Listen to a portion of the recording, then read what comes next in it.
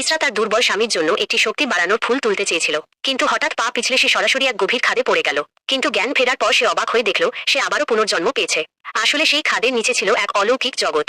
এখানকার ফুল গাছগুলো যেন জীবন্ত, মানুষ দেখলেই তারা দৌড়ে পালায়, আর লতাগুলো তো উল্টো তাকে দেখে হাসিমুখে শুভেচ্ছা জানালো। এতে মেয়েটি ভীষণ ভয় পেয়ে যায়। সে এই অদ্ভুত জায়গা থেকে পালাতে চাচ্ছিল, কিন্তু হঠাৎ সে দেখে কিছু বন্য মানুষ এক ধরনের পূজার অনুষ্ঠান করছে, এমন দৃশ্য যা বিজ্ঞানও ব্যাখ্যা করতে পারবে না।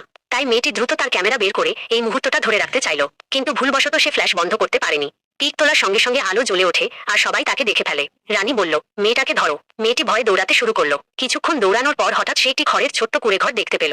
কৌতূহলবশত সে দরজা ঠেলে ভেতরে ঢুকে পড়ল, কিন্তু দরজা খুলতেই মনে হলো যেন সে একটা রূপকথার জগতে ঢুকে গেছে। ঘরের ভেতর ছোট ছোট পরীরা তাকে স্বাগত জানাচ্ছে। মেয়েটি তাড়াতাড়ি ক্যামেরা বের করে এই আশ্চর্য দৃশ্যটি তুলতে যাচ্ছিল। ঠিক তখনই হঠাৎ একটি অদ্ভুত বড় পাখি এসে হাজির। মেয়েটি কিছু বুঝে ওঠার আগে পাখিটি তাকে ধরে উড়ে গেল। আসলে এই পাখিটাই ছিল সেই পবিত্র স্থানের রক্ষক। সে ভেবেছিল এই মেয়েটি পবিত্র ফল চুরি করতে এসেছে, তাই তাকে শাস্তি দিতে চাচ্ছিল। এই সুযোগে যখন পাখিটি দূরে গেল, আসল চোর চুপি চুপি এসে সেই পবিত্র ফলটি তুলতে গেল। কিন্তু ঠিক যেই মুহূর্তে ফলটি ছিঁড়ে নেওয়া হলো, পাখিটি তা অনুভব করলো। সে সঙ্গে সঙ্গে মেয়েটিকে ছেড়ে দিল। অদ্ভুত আর কাকতালীয় ভাবে মেয়েটি সোজা গিয়ে ফল চুরি করা লোকটার উপর পড়ে গেল, আর সে পবিত্র ফলটিও মাটিতে গড়িয়ে পড়ল। কৌতূহলবশত মেয়েটি সেটি তুলে নিল। সে শুধু গন্ধ নিতে চেয়েছিল, কিন্তু হঠাৎ সেই ফল নিজেই তার মুখের ভেতর ঢুকে গেল।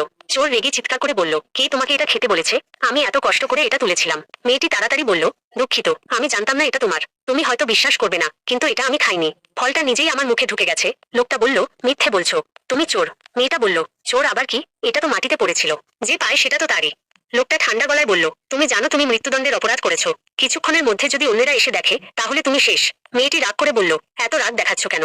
লোকটা বলল, আমাকে বোকা বানাচ্ছ? মেয়েটা বলল, আমি তোমাদের ক্ষতি পুষিয়ে দেব, সত্যি।